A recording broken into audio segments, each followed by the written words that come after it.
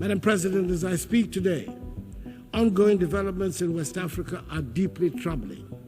Military coups in Mali, Guinea, Burkina Faso, and Niger threaten the democratic progress we have worked so hard to achieve within the ECOWAS community. These coups are stark reminders that democracy is indeed fragile and must be continually nurtured. Join me as I dive into the unexpected journey of Ghana's Nana Akufo-Addo, taking Ibrahim Traoré to the UN, and see if I can break down all the key moments and what it really means. Hey everyone, welcome back to the channel. Today, we're diving into a topic that's raising eyebrows across the Pan-African world, and leaving many of us wondering what's really going on. Ghana's President Nana Akufo-Addo just made waves at the United Nations General Assembly, UNGA, by calling out the military leaders in the Sahel, particularly in Mali, Burkina Faso, and Niger. But here's the question we all need to be asking. Why is Akufo-Addo so concerned with these military leaders like Ibrahim Traoré, Assimi Goïta, and Abdourahmane Tiani? Is he genuinely worried about the state of democracy?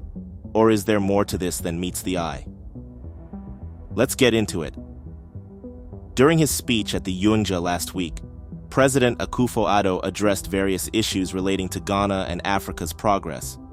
But in a surprising turn, he suddenly shifted focus to the ongoing developments in West Africa, particularly the military coups in Mali, Guinea, Burkina Faso, and Niger. He said, and I quote, "As I speak today, ongoing developments in West Africa are deeply troubling.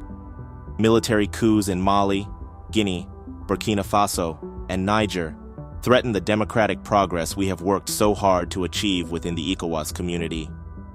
These coups are stark reminders that democracy is indeed fragile and must be continually nurtured." Hold on, why is Akufo-Addo complaining to the UN about military governments in the Sahel? He's not the president of ECOWAS. That's Nigeria's Bola Tinubu's job, and Akufo-Addo's presidency is almost over, so why now? Why, in his last moments in office, is he choosing to point fingers at leaders like Ibrahim Traoré, who are largely supported by their people? Something just doesn't add up. Let's talk about the elephant in the room. A lot of people are calling Akufo-Addo a Western puppet. He's been accused of aligning more with Western interests than with the will of the African people. This isn't the first time Akufo-Addo has stirred up controversy regarding the Sahel nations. Just a few months ago, he made headlines for accusing Burkina Faso of bringing in Russia's Wagner Group. He didn't stop there.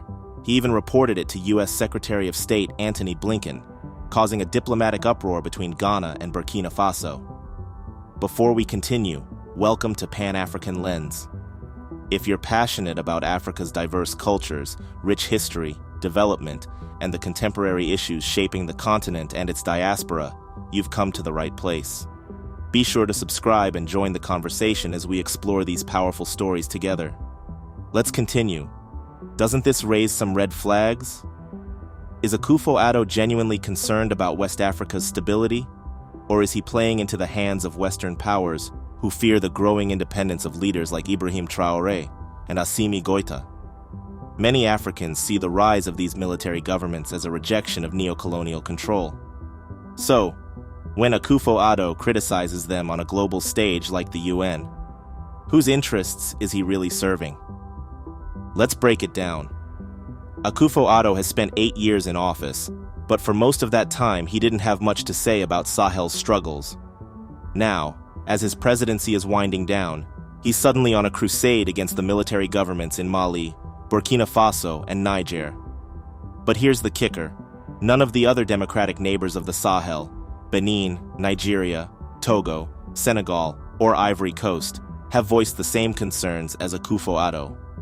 So why is he standing out? What's his real motivation? At the same time, we've seen that these military governments in the Sahel have broad popular support from their people.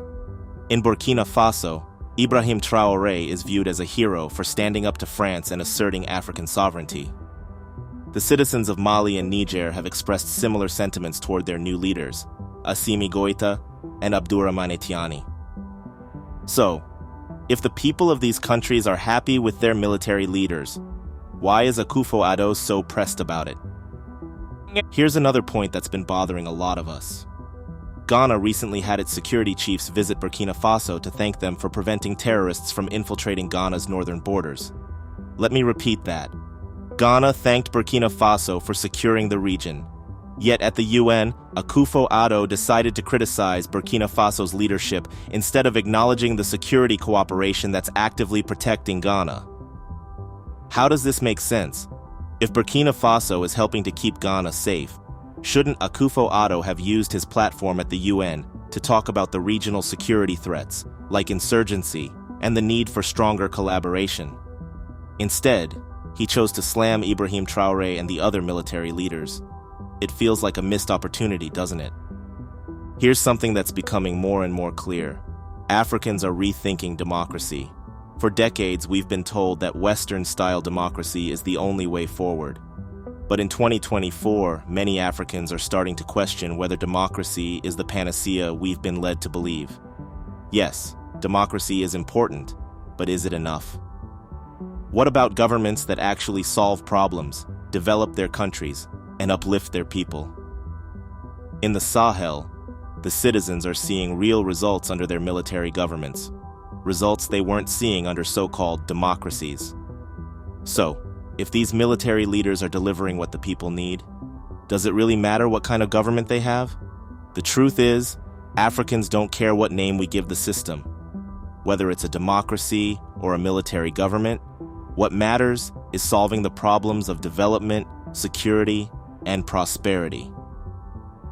And that's why Akufo-Addo's criticism rings hollow for so many people. He's defending a democratic model that hasn't solved Africa's problems, while dismissing leaders who are trying something different. Isn't it time we support what works for us, rather than clinging to systems imposed on us by the West? Now let's talk about those allegations that Akufo-Addo is a Western puppet. Many Pan-Africanists and anti-neocolonialists are deeply suspicious of his motives, and they point to his close ties with Western governments as evidence. When he accused Burkina Faso of bringing in the Wagner Group, he didn't take that issue to the African Union or ECOWAS. He took it straight to Washington, D.C. Doesn't that seem strange? What's even more telling is that Akufo-Addo is speaking out against military governments that have distanced themselves from France and other Western powers. Meanwhile, he remains silent on the continued presence of foreign troops in other parts of Africa, or the economic exploitation that continues to plague the continent. Could it be that Akufo-Addo is more interested in preserving Western interests in Africa than in supporting genuine African sovereignty? Let's be real, Akufo-Addo's UN speech seems more like a desperate attempt to leave a lasting legacy than a genuine concern for democracy in West Africa. He's nearing the end of his presidency, and perhaps he feels the need to make a final statement on the global stage. But is this really the way to go out? By criticizing the Sahel's military leaders, who are widely supported by their people, Akufo-Addo risks alienating himself from the Pan-African movement that is gaining momentum across the continent. Instead of attacking Ibrahim Traoré and the others, Akufo-Addo could have used his platform to address the real issues affecting Africa, like neocolonialism, economic exploitation, and the growing security threats. But instead, he chose to side with the Western narrative that sees African military leaders as a threat to democracy, rather than as potential agents of change. So, where does this leave us? It's clear that President Akufo-Addo's comments at the UN have sparked a lot of debate, and rightfully so. His criticism of military leaders like Ibrahim Traoré seems out of step with the growing sentiment across Africa, a sentiment that prioritizes results over rigid political systems. At a time when Africans are rethinking what governance should look like, Akufo-Addo is clinging to a model that hasn't delivered the development we so desperately need. But what do you think? Is Akufo-Addo justified in his comments about the Sahel's military governments? Or is he, as many suspect, simply acting as a mouthpiece for Western interests? I want to hear from you. Drop your thoughts in the comments below, and let's keep this conversation going.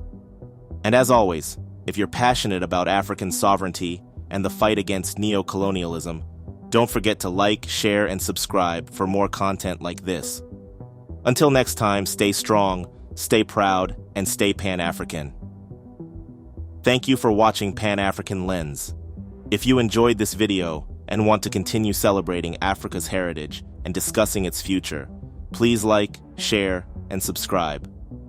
Your support helps grow our community and keeps the conversation alive. See you in the next video.